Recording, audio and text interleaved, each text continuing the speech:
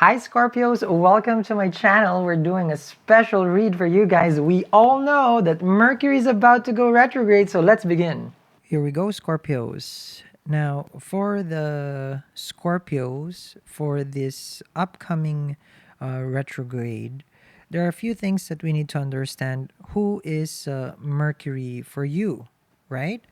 So Mercury can bring a lot of changes in your life because it rules your natural eighth house, which is a Gemini. It also rules your earnings, your friends in your network.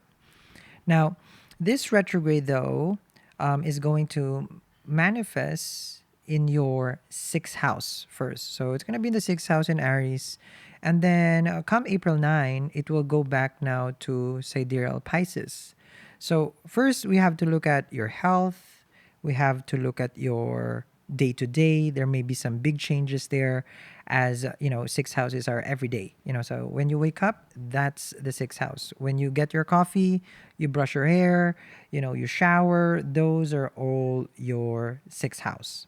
Now, sixth house also, we have to be careful because that's where the health is. Considering that Jupiter is there, you probably have gone through something that with regards to health, it's like you were trying to figure out, and then you already understand what's going on as far as like health.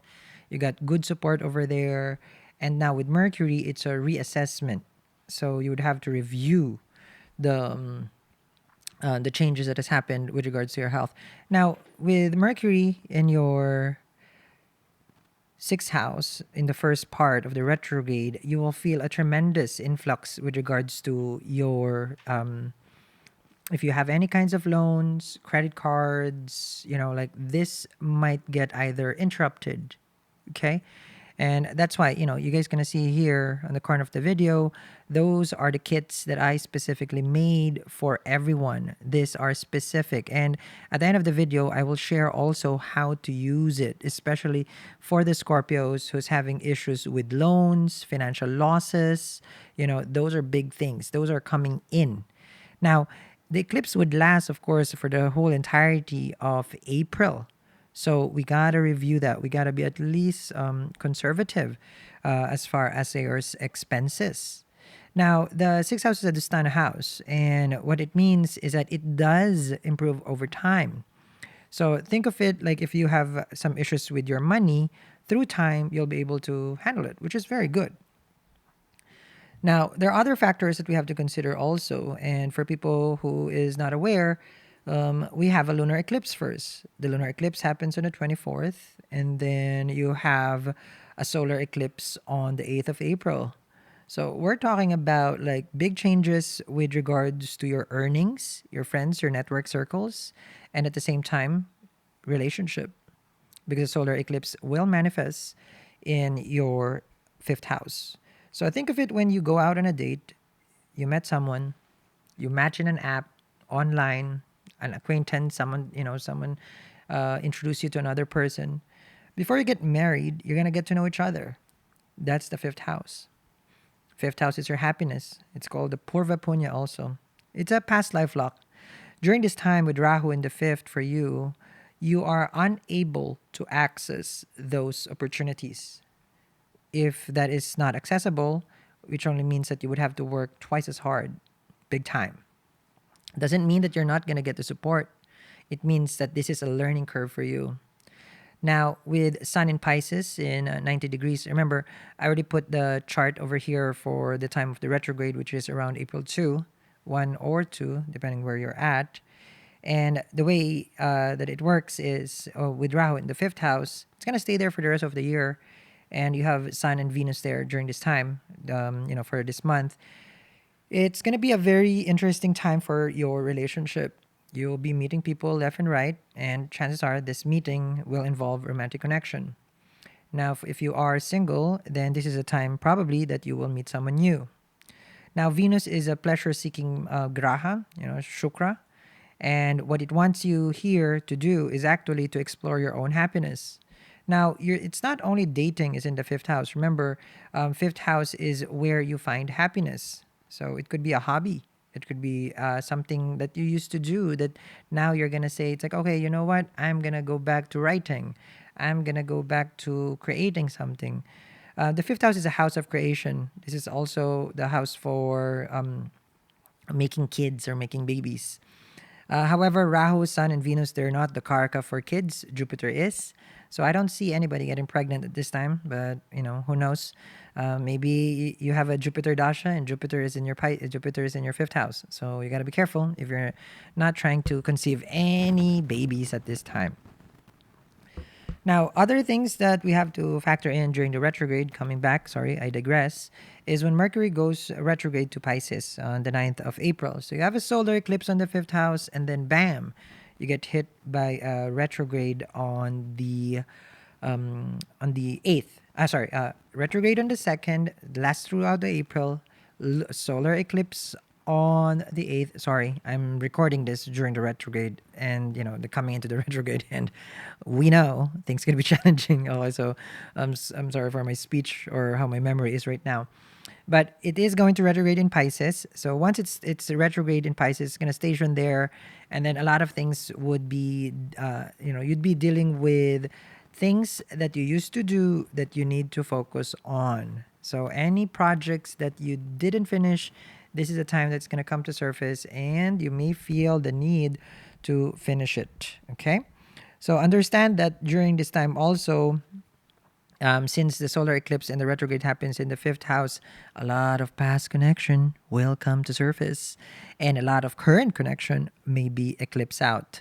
You will also experience in the early part of this month some old friends trying to reach out. These are karmic connection. What I mean by karmic connection, you guys have a strong connection that from the past life that you probably have some business to finish this current lifetime.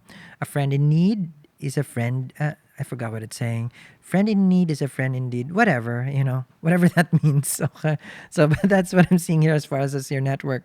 But one thing that I want you to understand also is like there are specific crystals that I choose for you guys. Some crystals just don't work with your sign. If you're tired that your crystals are not working the way that you would like to, well, I'm a crystal expert and I made specific double PO crystal bracelet just for your sign. Get yours right now at eatreadlove.me. So those are the specific crystals, and I'll be telling you guys. I'll be telling you this the PO that I made for you guys, and all those things that the stack. Like you can check it out. It's available on our website, and it comes also with all this whole kit and collect. The whole kit and caboodle they say. But coming back to your read here, what is very surprising that you probably are not looking at is with Saturn and Mars. Your Lagna Lord in your fourth house and Saturn together with it.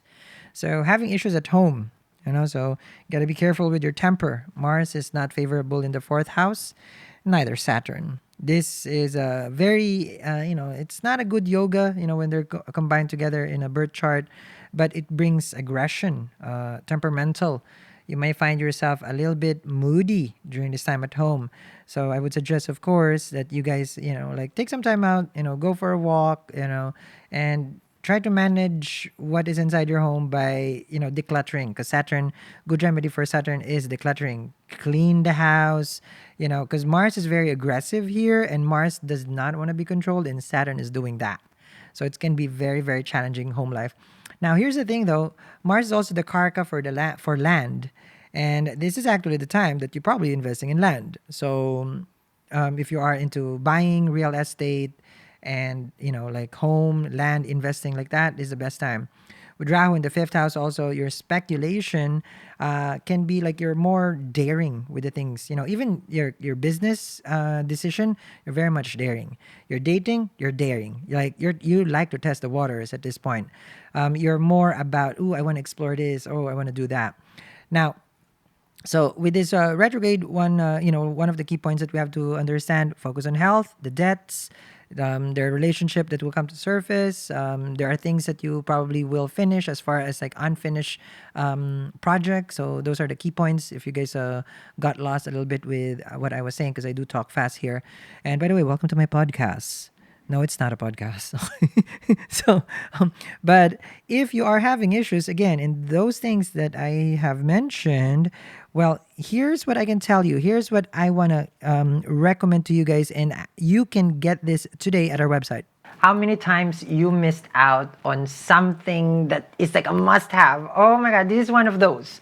So, this Mercury retrograde, which is in the April 1st of, well, it's coming soon. It's like 9 to 10 days. I have made this wonderful remedy bracelet specifically for this transit. And what's good is like you can wear this for the whole time, okay, of Mercury retrograde and every Mercury retrograde, which happens every 3 months. So let's discuss first what is Mercury. Mercury, communication, business, e-commerce, right? This is our courage, our will, the natural ruler of third house, which is Gemini, and also ruler of natural sixth house, which is Virgo. And Virgo is our debts, our day-to-day, so there's a lot of things that Mercury can affect us, and that's how much we say, the speech, the tone of our voice, all those are mercurial. So this time around, we got to be careful, and that's why I made a specific remedy bracelet for this upcoming Mercury retrograde. Now, green adventurine, you got malachite, you got jade, and you have emerald with real gold. And by the way, this is free. So emerald is the crystal that is connected to Mercury, but emerald is so expensive. So this is your chance to get one bracelet with an emerald already. So all green for Mercury, because Mercury is also connected to green, and you get green adventurine. So green adventurine, very, very uplifting. Okay, it clears out the heart chakra. Remember, heart chakra is also color green. You got jade for joy and happiness, luck and love. And then you have emerald, which is for Mercury. This is now our choices, our will, our decision making. This is also going to help you with regards to certain money issues. Now, the real gold bead here is for the part where you can get the cleansing and purification. So this right here, amazing. Malachite, big crystal for transformation, and it is one of the top tier crystals for, let's just say, big changes that you want to accomplish. So this right here is your Mercury retrograde, okay, this is your crystal bracelet, but it comes with a grounding crystal. It's a set of grounding crystal. Oops, sorry, I got excited. So it comes with 3 grounding crystals over here, specific for this transit, to make sure that we won't make those mistakes. Because you know how we can be like a little bit like misunderstanding, confusion, arguments during this time. So these are grounding crystals for free. And if you get your stack today, our Zodiac stack, you will get also on top of this free bracelet and this free grounding crystal pouch, a $20 gift card. Now, if you get just your Zodiac pouch, you will get a $10 gift card. So all these are ready to ship, and the thing is, it's only this weekend because Mercury retrograde is coming soon, so don't miss out. Order one today. Visit our website, eatreadlove.me.